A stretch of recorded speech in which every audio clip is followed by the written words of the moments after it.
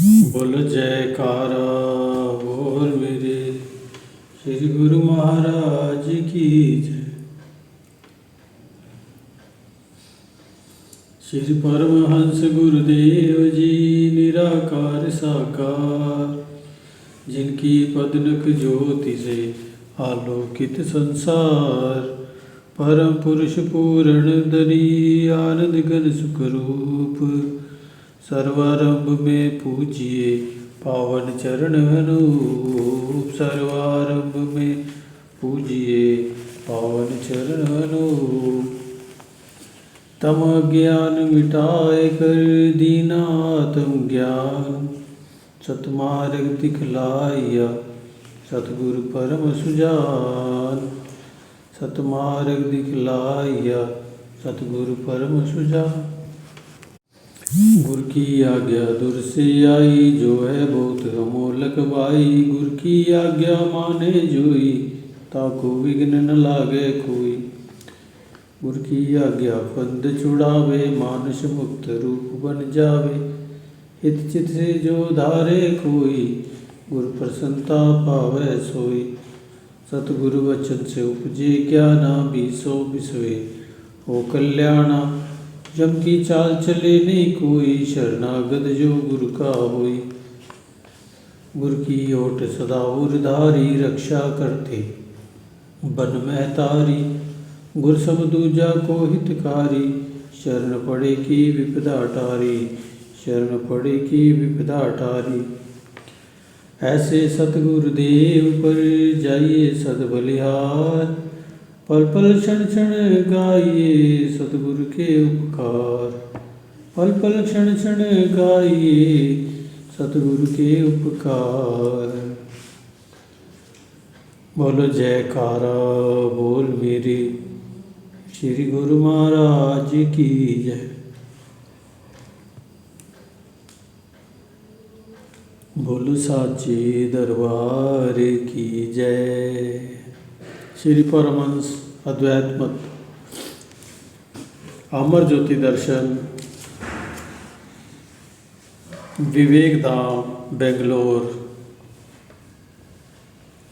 दयानिधि महादयालु प्रभुवर हृदय करुणाधार, पहुँचे पल भर में भक्तों की सुनकर करुण पुकार। न करते परवाह निज तन की, सहते कष्ट अपार। दीन बंधु ना इन सम कोई, ये हैं दया के अवतार। महाप्रभु जी की करुणा और दयालुता का तो कोई पारावार नहीं, और ना ही कोई और छोर। जो भी इन्हें प्रेम से पुकारता, अपने को सुकोमल तन की परवाह किए बिना वे वहाँ पहुँच जाया करते। ऐसा ही एक बार का वृत्तांत है कि जब श्री प्रभु जी ने विदेश से बेंगलोर कृपा फरमाई, आप जब भी वहाँ जाते तो आनंद शिक्षा केंद्र स्कूल में अवश्य कृपा करते। परंतु समय की न्यूनता के कारण आपने ये संदेश भिजवा दिया कि स्कूल का शिक्षक स्टाफ विवेक धाम में ही श्री दर्शनों हेतु आ जाए। इस बार स्कूल में जाना नहीं हो पाएगा। श्री आज्ञा पाकर साय समय सभी शिक्षक आश्रम में आ गए। उधर बच्चों को ये सूचना मिली कि श्री गुरु महाराज जी इस बार स्कूल में नहीं आएंगे, तो वे बहुत निराश हो गए। उस दिन स्कूल से जाकर उन्होंने ना कुछ खाया ना पिया। मासूम भोले बच्चों ने ये सुना था कि भगवान भजन करने से प्रसन्न होते हैं, इसलिए वे सब भजन में बैठ गए। महाप्रभु जी की न्यारी लीला देखो। रात्रि के 12 बजे स्कूल की प्रिंसिपल को ये शुभ संदेश मिला कि श्री गुरु महाराज जी सुबह श्री आरती पूजा के समय के पश्चात स्कूल में कृपा करेंगे, सबको सूचित कर दें। प्रिंसिपल ने तुरंत ही सभी अध्यापिकाओं को सूचित किया। वे सब साय समय ही आश्रम में आई। सूचना पाकर आश्चर्यचकित रह गई और मन ही मन बहुत प्रसन्न भी थी। उन्होंने शीघ्र ही वहां पहुंचकर शुभ आगमन की सब तैयारियां की। सब बच्चे भी स्कूल पहुंच गए। श्री प्रभु जी ने आकर बच्चों को खूब निहाल किया, प्रसाद दिया, अपने पावन आशीर्वादों से माला माल कर दिया। प्रभात समय की श्री दर्शन की मनोहर झलक पाकर सब बच्चे खुशी से झूमने लगे। उनकी अंतरात्मा को सच्ची व अनमोल निधि जो मिल गई थी। आपके वापस पधारने के पश्चात बच्चों ने अध्यापिकाओं से कहा कि आपको मालूम है कि श्री गुरु महाराज जी ने स्कूल में कृपा क्यों फरमाई।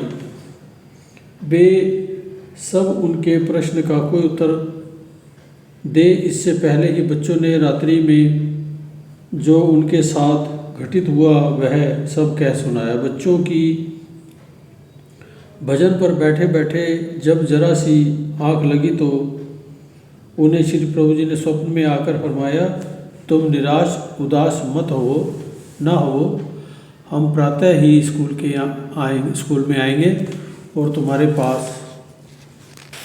बच्चों के मुख से इतना सुनना ही था कि अध्यापिकाएं अति भावुक होकर प्रेम अश्रु बहाने लगी। किस प्रकार महाप्रभु जी हर जीव की पुकार को सुनकर उसके पास पहुंचते हैं, ये महापुरुषों की असीम उदारता है। श्री सद्गुरुदेव महाराज जी की श्री आज्ञा से भगत जी ने सिलाई सेंटर के लिए ज़मीन खरीद ली। स्कूल के निर्माण के साथ इस स्थान का निर्माण कार्य आरंभ किया।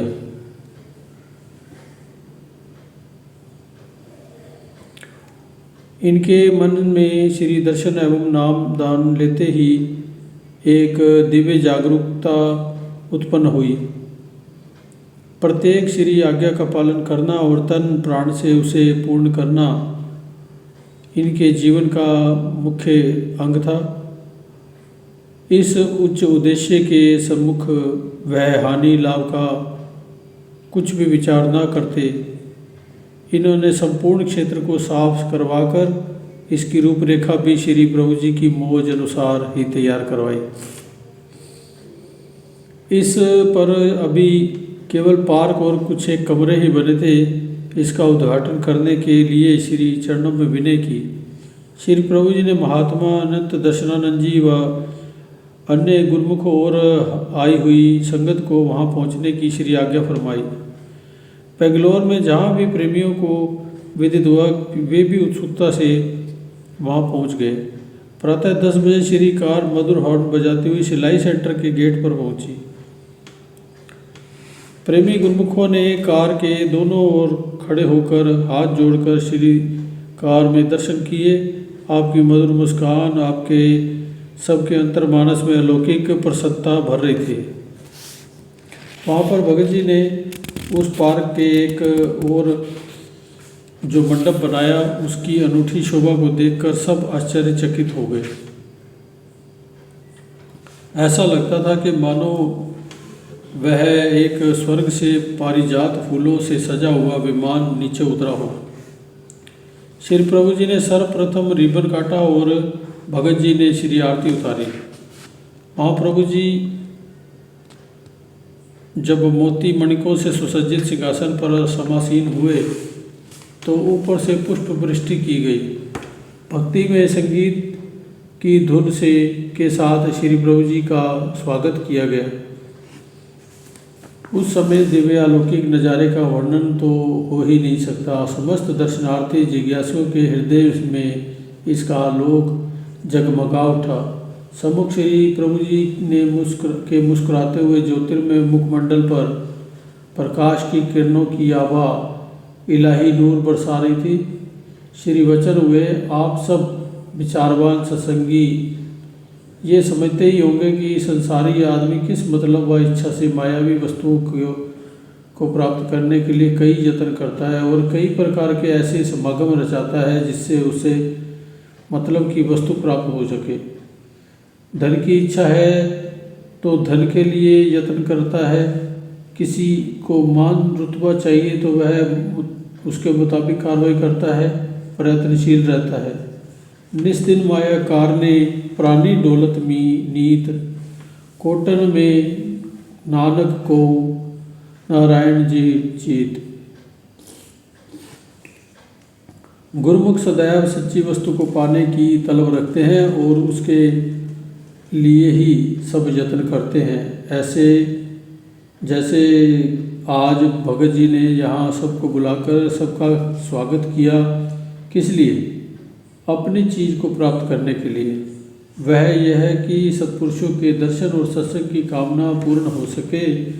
गुरुमुख सदा इसी तलब को लेकर प्रयत्नशील रहते हैं। जिस प्रकार भी हो सके सत्पुरुषों के दर्शन और उनकी सेवा का अवसर मिल जाने की कोशिश में रहते हैं।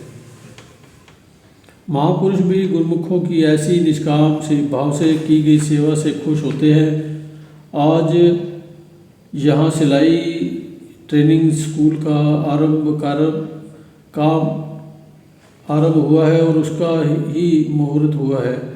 ये अरस परस का मेल है। भक्ति भगवान अर्थात भक्त भक्ति करके भगवान को पाता है। यहाँ पर भगवान स्वयं ही भक्तों के प्रेम के वशीभूत हो खींचे चले आए हैं। हर्षित गुरुमुख प्रेमियों के जयकारों की ध्वनि से आकाश तक गुंजायमान होगी।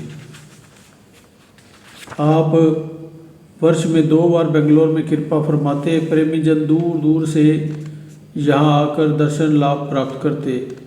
आप अपनी दिव्य मनोहारी लीलाओं से उनके मानस पटल पर ऐसी अमिट याद छोड़ देते जो भी एक बार श्री चरणों में आ जाता वह प्रेम दीवाना बनकर बार बार श्री चरणों में आने की चेष्टा करता। आप उनके हृदय के भावों के अनुसार उन्हें समय प्रदान करते, उनकी विनय पर गौर फरमाते और उनकी प्रेम भावना को पूर्ण करते। ऐसे ही एक प्रेमी परिवार श्री चरणों में उपस्थित हुआ।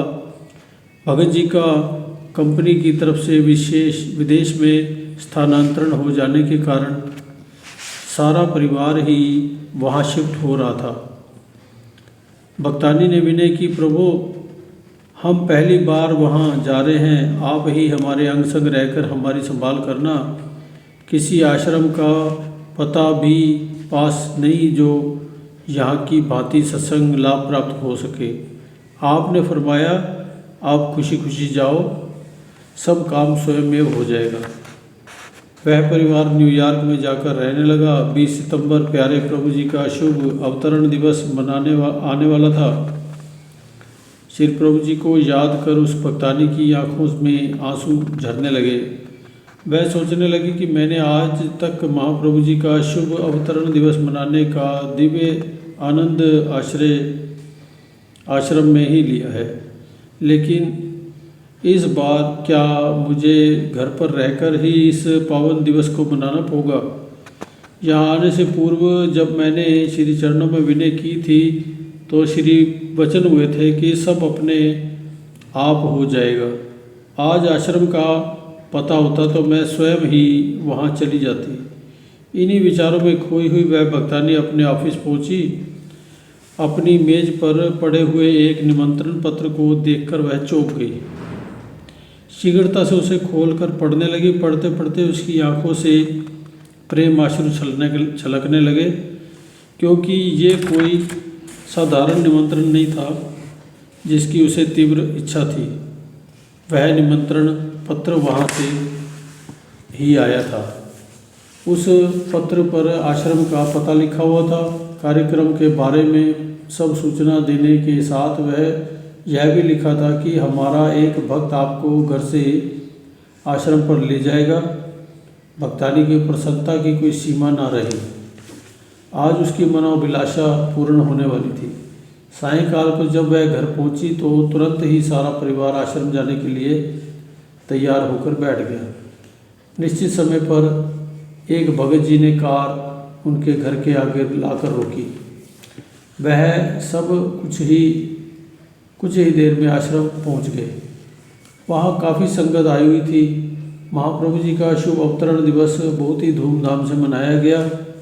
श्री आरती पूजा का कार्यक्रम हुआ, सत्संग हुआ। प्रेमियों ने अपनी हार्दिक प्रसन्नता को प्रकट करते हुए शुभ अवतरण दिवस के उपलक्ष्य में भजन गाए।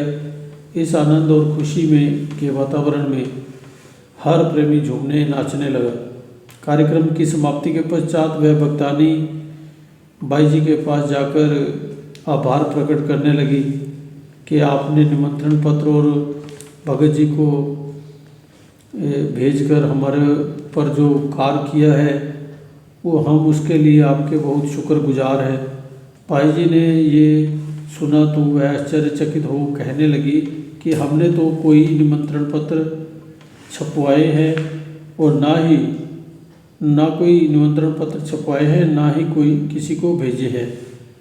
कौन से भगत जी आपको लेने आए? हमें तो उसके बारे में भी कोई जानकारी नहीं। आप ही जानती होंगी कि आपको कौन लेने आया था। अब बारी थी भक्तानी के चौंकने की,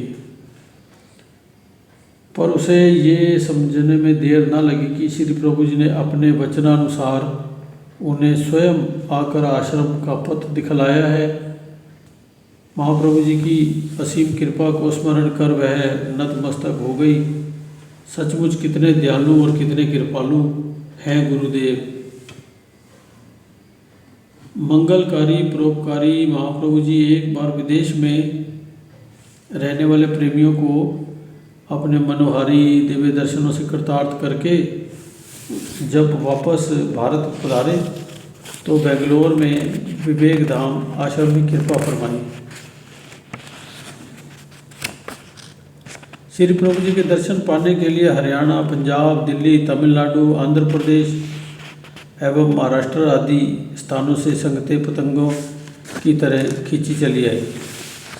एक प्रेमी भक्त जी का परिवार दिल्ली से आया। श्री प्रभु जी विदेशों में कृपा करके लौटे थे, अतः उसके बच्चों ने मिलकर भजन गाया, जिसकी पंक्तियाँ कुछ इस प्रकार थी। यहाँ वहाँ सारे जहाँ में तेरा राज है,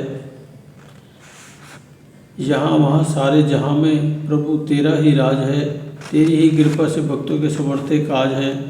अमेरिका और कनाडा में हो रही तेरी जय जयकार है। श्री चरणों में आकर झुक रहा सारा संसार है। महाप्रभु जी ने बड़े गौर से इन पंक्तियों को सुना और फरमाया कि क्या कह रहे हो, दोबारा बोलो। बच्चों ने वही पंक्तियाँ पुनः दोहरा दी। आप मौज में आ गए। भगत जी की बेटी को फरमाया, ये क्या बोल रही है? तुझे तो अमेरिका वाले पकड़ कर ले जाएंगे। इतना कहकर आप स्वाभाविक ही मुस्कुरा दिए। कर कमलों से प्रसाद देकर श्री शुभ आशीर्वाद प्रदान किया। उस समय वह लड़की 5वीं कक्षा में पढ़ती थी। कुछ वर्षों के पश्चात उसने MSc की डिग्री प्राप्त कर ली और आगे PhD करने का विचार किया। उसने देश विदेश की कई यूनिवर्सिटियों में प्रवेश पाने हेतु फार्म भरे। श्री प्रभु जी की कृपा का बहुत अद्भुत चमत्कार हुआ। उसे अमेरिका में स्वीकृति पत्र अमेरिका से आया, जिसमें उसे PhD में प्रवेश तो मिला ही, साथ में वहाँ रहने जाने और पढ़ाई का सब खर्च एवं प्रबंध भी वहाँ की सरकार की ओर से ही था। ये जानकर उस लड़की की आंखों में खुशी के आंसू आ गए। 18 वर्ष पूर्व आपके मुख से सहज स्वभाव निकले ये वचन, तुझे अमेरिका वाले पकड़ कर ले जाएंगे, इस तरह पूर्ण हुए और फलीभूत भी हुए। माता पिता ने शहर से अपनी बेटी को अमेरिका पढ़ने के लिए भेजा। महापुरुषों के पावन मुख से निकला प्रत्येक वचन अटल होता है। वे सहज में ही जो फरमा देते हैं वह पूर्ण होकर रहता है। कहते भी हैं, संत बोले सहज सभा, संत का कहा वृथा न जाए। इस प्रकार आपने समय समय पर बेंगलोर आश्रम में कृपा कर गुरुमुख प्रेमी संस्कारी रूहों के अंतर मानस पर सच्चे नाम की जोत जगाई, दुख व गमों भरी जिंदगी से मुक्ति दिलाई और भक्ति की अनूठी राह दिखलाई। ये है महापुरुषों का अपने सेवकों के प्रति अनंत उपकारों का स्वरूप। मैसूर सतपथ को दर्शाने, निज चरणों संग मिलाने, चल दिए परमार्थ के राही, मैसूर का भाग्य जगाने। श्री सद्गुरुदेव महाराज जी ने सन 1974 में जब प्रथम बार बेंगलोर में कृपा फरमाई तो मैसूर धरती के भाग्य भी जगाए।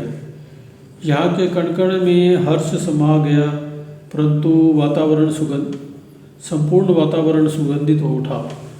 महापुरुषों की चरण रज का दिव्य स्पर्श पाकर यहाँ के प्रत्येक प्राकृतिक सौंदर्य में चार चांद लग गए। कुछ सेवकों के संग यहाँ के प्रसिद्ध वृंदावन गार्डन में जब आपने चरण रखे तो वहाँ की शोभा में अद्भुत निखार आ गया। आप उन्हें प्रकृति के सौंदर्य को दिखाते हुए भक्ति के रहस्य समझाने लगे। एक फूलों के बगीचे में विराजमान होकर भगत प्रेमियों को फरमाया, यहाँ के फूलों की अलग ही पहचान है। इनकी सुंदरता और महक हर एक इंसान के दिल में सुकून भर रही है। यहाँ स्थान स्थान पर पहाड़ियों से बहते हुए झरने भी दिल और दिमाग को तरोताज़ा कर देते हैं। ये किस कारण से? ये सब यहाँ की जलवायु और वातावरण का प्रभाव है। कुदरत के इन करिश्मों को देखकर बुद्धि आश्चर्यचकित रह जाती है। हर क्षेत्र में एक तरफ तो ज़मीन का मौसम बना होता है तो दूसरी तरफ हर क्षेत्र में एक तरफ तो गर्मी का मौसम बना होता है तो दूसरी तरफ ठंडक देने के लिए पर्वतीय स्थान। इन स्थानों पर जो भी फूल और फल पैदा होते हैं वे गर्म स्थानों पर नहीं उग सकते। जैसे नारियल अधिकतर समुद्र के किनारे फलते हैं, अगर उन्हें मैदानी क्षेत्र में लगा दिया जाए तो वे नहीं फलेंगे। केसर के बगीचे कश्मीर की घाटियों में ही देखने को मिलते हैं। गुरुमुखों, संत महापुरुष भक्तों के लिए भक्ति का महकता बगीचा उसी जगह पर लगाते हैं जहाँ पर पहुंचकर गुरुमुख नित्य प्रति लाभ उठा सके। वह बगीचा क्या है? वो है श्री परमहंस अद्वैत मत का श्री अनंतपुर सत्संग आश्रम। वहाँ का जलवायु एवं वातावरण भजन, ध्यान, सेवा, सत्संग से परिपूर्ण होने के कारण आत्म आनंद का दाता है। वहाँ पर भक्ति की महक विद्यमान होने से हृदय में प्रभु मिलन की चाह उत्पन्न होती है, अर्थात अंतर्मानस में भक्ति व्याप्त होने लगती है। ये बाहर के जितने भी दृश्य एवं कुदरत के नज़ारे हैं वे सब कई गुना अधिक सौंदर्य लिए हुए हमारे अंतर मन में हैं। महापुरुष इसीलिए चिताते हैं और समझाते भी हैं कि इन बाह्य नज़ारों में मत खो जाओ, अपने अंदर में झांको और दिव्य आनंद की प्राप्ति करो। इसके पश्चात आप सबके साथ एक झील के समीप पहुँचे। उस झील में कुछ लोग पैडल से चलने वाली छोटी नौका चला रहे थे। सेफ्टी जैकेट पहने हुए उसे पाँव से चला रहे थे और झील में सैर करने का आनंद ले रहे थे। आपने मौज में आकर दो भक्तों को फरमाया, झील में जाकर इस पैडल वाली नौका में बैठकर सैर करो। श्री आज्ञा शिरोधार्य कर उन भक्तों ने 2 टिकटें ली और झील में खड़ी उस नौका में बैठ गए। उन्हें ये हिदायत दी गई कि अपने दोनों पांव पैडल पर रखकर एक ही साथ चलाना। एक का पाँव धीमा और दूसरे का तेज हुआ तो सही नहीं चल पाओगे। उस झील में केवल 2 ही चक्कर काटने थे। पहला चक्कर तो सही काट लिया, परंतु दूसरे चक्कर में तनिक असावधानी से वह नौका एक ओर झुकने लगी। दोनों ने झटपट सुमिरन करते हुए एक दूसरे की बाजू को पकड़ा और बराबर पैडल चलाते हुए चक्कर काटकर किनारे पर पहुंच गए। आपने मुस्कुराते हुए पूछा, कहो कैसे लगा झील में नौका विहार? उन्होंने विनय की, प्रभु पूरी सावधानी रखते हुए ही लहरों का आनंद लिया जा सकता है। फिर हमारा ध्यान तो आपकी ओर ही केंद्रित था। आप एक ओर जाकर एक शिला पर विराजमान हो गए और सब भक्तों को फरमाया, महापुरुष भजन भक्ति और सुमिरन की सब युक्तियाँ समझा देते हैं। ये भी बतला देते हैं कि किस प्रकार भजन भक्ति में सावधानी रखकर सांसारिक दृश्यों का आनंद लेते हुए आगे बढ़ना है। इस भजन और भक्ति को पाना ही मनुष्य जीवन का वास्तविक लक्ष्य है। दोहा। चिंता तो सतनाम की और न चितवे दास, जो कछु चितवे नाम बिन सोई काल की फांस। गुरमुख को केवल सुमिरन भजन का ही ख्याल होना चाहिए, क्योंकि इसके अतिरिक्त सारा काल और माया का पसारा है। इसलिए महापुरुष जिस युक्ति पर चलकर भजन भक्ति करने का आदेश देते हैं, उस पर चलना ही जीव का कर्तव्य है। ये दुनिया सैरगाह है। इसमें सैर करते हुए अपने लक्ष्य को पाना ही मनुष्य जन्म की साधना है। इसके पश्चात जब भी आप बेंगलोर कृपा करते तो कभी कभी प्रेमियों के आग्रह पर मैसूर को भी कृतार्थ करते।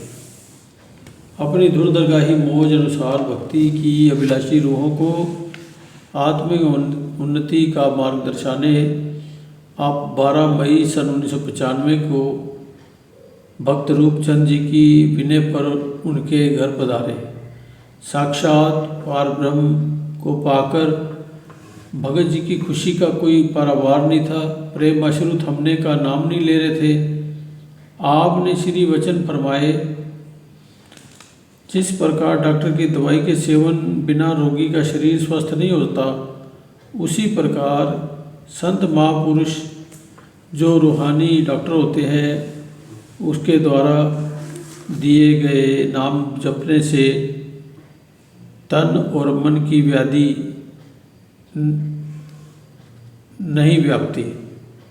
तन को निरोग रखने के साथ साथ आत्मा को जिस प्रकार जन्मों के मलिन संस्कारों की परतें चढ़ी हुई हैं,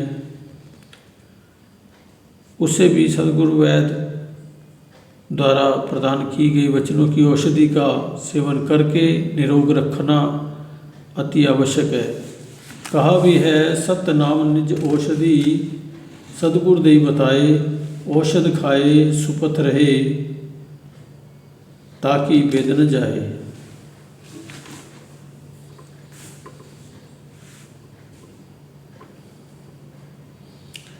सत्पुरुष ही आत्मा को परमात्मा से मिलाने के सब साधन जुटाते हैं, जो उनकी चरण शरण में आकर उनके द्वारा निर्दिष्ट मार्ग पर चलते हैं, वचनों का अक्षरशः पालन करते हैं और वे सभी कष्ट कठिनाइयों को पार करते हुए अपने मंजिल मकसूद को पाकर मालिक की प्रसन्नता को प्राप्त कर लेते हैं। श्री वचनों की अनमोलक दात को पाकर गुरुमुखों का हृदय शीतल शांत हो गया। भक्तों ने प्रेम भक्ति से पूर्ण भजन बोले। आपने सबको आशीर्वाद प्रदान कर निहाल कर दिया। तत्पश्चात महाप्रभु जी कुछ महात्मा जनों एवं भक्तजनों सहित वृंदावन गार्डन में पधारे। वहाँ म्यूजिकल फव्वारे चल रहे थे। आपने फरमाया कि ये फव्वारे म्यूजिक संगीत से दर्शकों को आनंदित करते हैं। ऐसे ही अंतर में अनाहत नाद सुनने से दिव्य आनंद से आत्मा झूमती है। प्रकृति के हर रंग अंतर में झांकने के संकेत मिलते हैं। वह वहाँ से वापस आकर आपकी मैसूर में सत्संग आश्रम बनाने की मौज हुई। भाई ध्यान शांतानंद जी एवं वहाँ के प्रमुख भक्तों को पास बुलाकर फरमाया कि ऐसी कोई जगह देखो जो बस स्टैंड और रेलवे स्टेशन के पास हो, ताकि संगत को जाने आने में पूर्ण सुविधा प्राप्त हो सके। बोलो जयकारा बोल मेरे श्री गुरु महाराज की। Page number 962। अभी पाठ मैसूर वाला भी चल रहा है, चलो मैसूर का पूरा कर देते हैं। थोड़ा सा मेरा आगे कोयम्बटूर है। श्री आज्ञा अनुसार एक स्थान को आश्रम के लिए सर्वथा उचित जानकर खरीद लिया गया। नीचे श्री मंदिर और ऊपर चौबारे का निर्माण कार्य आरंभ हो गया। दिन के समय मजदूर निर्माण कार्य में लगे रहते। गुरुमुख सेवकों का ये नियम था कि निर्माण कार्य के लिए सीमेंट या मसाला बनाने के लिए सब सामान रात्रि समय तैयार करके जाते। एक दिन संयोग कुछ ऐसा बना कि मजदूरों की हड़ताल हो गई और सुबह काम पर नहीं आए। क्यों? किंतु ये क्या, एक बहुत ही आश्चर्यचकित घटना घटी कि सेवक जन रात को जो मसाला बनाकर गए थे, अगले दिन कुछ एक भक्तों ने आकर श्री प्रभु जी के सुंदर ध्यान को हृदय में मंदिर में बसाते हुए उस मसाले से दीवार का कार्य पूर्ण कर दिया। जो काम 100 से भी अधिक मजदूरों द्वारा दिन भर में पूर्ण होना था, वह कुछ एक भक्तों के प्रयास से कैसे संभव हो गया। ये सब श्री गुरु सतगुरुदेव महाराज जी की कृपा के प्रताप से हो गया। आप अंदर ही अंदर गुप्त रूप से सेवकों के तन मन में ऐसी स्फूर्ति भर देते कि सेवक को थकावट भी नहीं होती और महीनों का काम दिनों में और दिनों का काम कुछ ही घंटों में हो जाता। इस प्रकार सेवा कार्य चलता रहा। श्री मंदिर और चौबारा बनकर तैयार हो गए। जिस दिन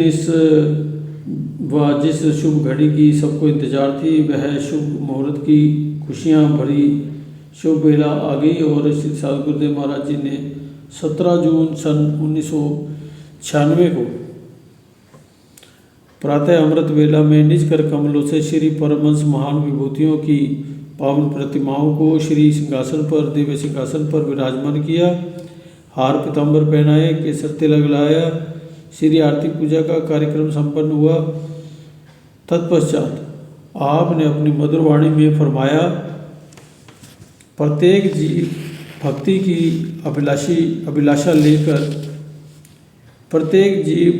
अभिलाषा लेकर ही इस संसार में आया है। भक्ति ही जीव को सब बंधनों से छुड़वाकर मालिक के संग मिला सकती है, उसे सुख स्वरूप बना सकती है। कहा भी है, राम भक्ति मन उर बसे, राम भक्ति मन उर बस जाके, दुख लवलेश न सपने हो ताके। चतुर शिरोमणि तेई जग माही, जे मनि लागे सुजतन कराही। जिसके हृदय में मालिक की भक्ति निवास करती है, उसे स्वप्न में भी दुख नहीं भासता। इस संसार में वही चतुर और सियाना है जो भक्ति रूपी मणि को प्राप्त करने के लिए दिन रात पर यत्नशील रहता है। जिसके पास नाम भक्ति का धन है, वह वास्तव में धनवान है। महापुरुष इस नाम और भक्ति का धन एकत्र करने के लिए ही सब साधन जुटाते हैं। आज जो इस मंदिर का मुहूर्त हो रहा है, ये भी इसलिए किया जा रहा है कि ताकि गुरुमुख जन यहाँ आकर रूहानी फैज उठा सके। आप भाग्यशाली हैं, आपके पूर्वले संस्कार हैं जो आपको महापुरुषों की चरण शरण मिल गई है। नाम की दीक्षा मिल गई है। महापुरुषों की यही मौज होती है कि गुरुमुख जन अधिक से अधिक इसकी कमाई करें और श्री आज्ञा हुक्म में चलकर अपना लोक परलोक संवार लें। इस प्रकार आपने एक ऐसे स्थान पर नाम भक्ति का डंका बजा दिया जहाँ लोगों को इस विषय में कोई जानकारी नहीं थी। यहाँ तक कि कन्नड़ भाषा को के अतिरिक्त वे अन्य किसी भाषा को जानते ही नहीं थे। अधिकारी संस्कारी रूहें यहाँ आकर आध्यात्मिक लाभ प्राप्त करने लगी और श्री सद्गुरुदेव महाराज जी, श्री सद्गुरुदाता दीनदयाल जी भी समय समय पर यहाँ आकर कृपा फरमाते रहे। बोलो जयकारा बोल मेरे श्री गुरु महाराज की जय। Page number 964 Coimbatore. ये पाठ आगे पढ़ेंगे। बोलो जयकारा बोल मेरे श्री गुरु महाराज की जय। साचे दरबार की जय।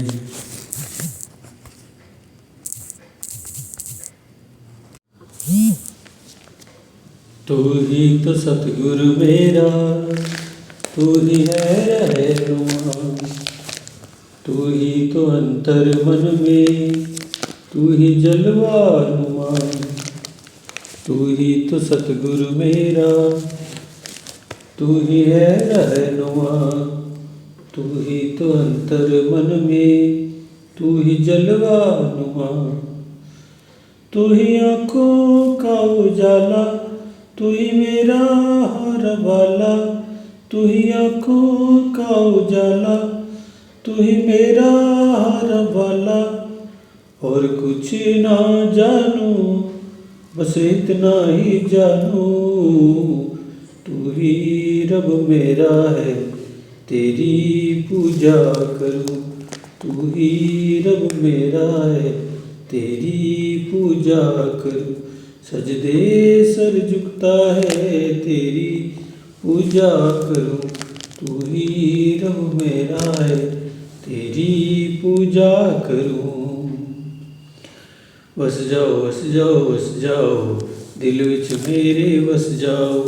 बस जाओ बस जाओ बस जाओ दिल विच मेरे बस जाओ।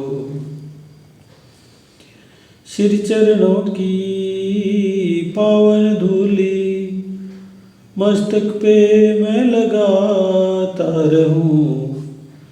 ओ श्री चरणों की पावन धूली मस्तक पे मैं लगाता रहूं।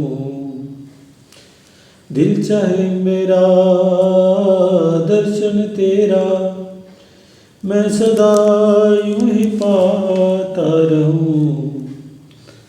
तू ही दिल की है रौनक, तू ही जन्मों की दौलत, तू ही दिल की है रौनक, तू ही जन्मों की दौलत। और कुछ ना जानू बस इतना ही जानू, तू ही रब मेरा है तेरी पूजा करूं। तू ही रब मेरा है तेरी पूजा करूं।